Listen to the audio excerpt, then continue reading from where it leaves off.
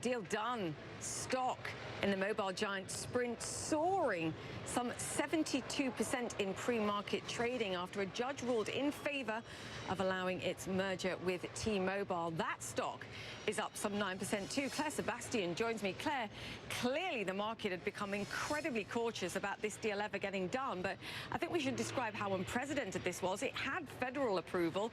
This was individual US states going, hang on a second, we've got a problem, and now a judge has said, we're not having it, the deal goes ahead.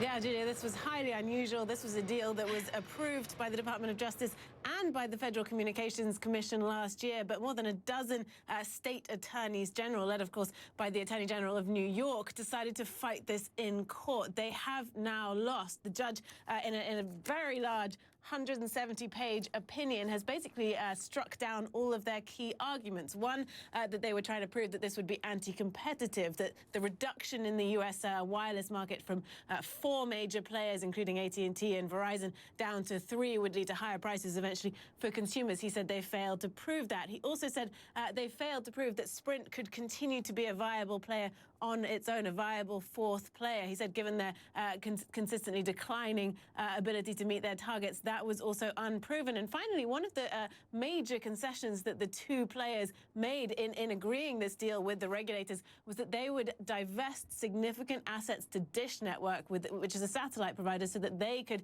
start to become a wireless player in their own right and build out their 5G network. Now, the states were trying to argue that they would not eventually be able to do that. The judge also struck that down. So it looks like this is now going to go through, that 4 major players in wireless in the US will become 3, but of course Dish being, in theory, a new entrant there. So this, a major moment for this market, Julia.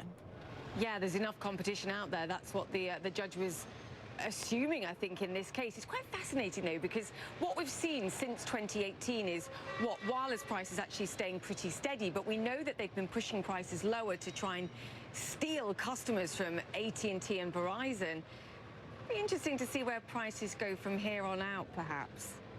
Yeah, I think that's a critical point. It was interesting that both Verizon and AT&T stock were up today on this deal. Perhaps you might read into that may not be a good sign for the consumer. But of course, this is also a lifting of uncertainty over the market in general. It was interesting. The judge did talk about this in his opinion. He said that T-Mobile has redefined itself over the past decade as a maverick that has spurred the 2 largest players in its industry, that's of course Verizon and AT&T, to make numerous pro-consumer changes. He said he believes that given their track record, they will continue to do that, the new T-Mobile now combined with Sprint. So the judge clearly feels that while there is a risk, he did say, in the future that this could lead to anti-competitive changes in the market, that overall the risk of that was low, partly because of this track record of T-Mobile. I will say a characteristically colorful reaction from T-Mobile's outgoing CEO, John Legere. He said this is a huge victory. In his statement, he said, "Look out, Dumb and Dumber and Big Cable, we are coming for you."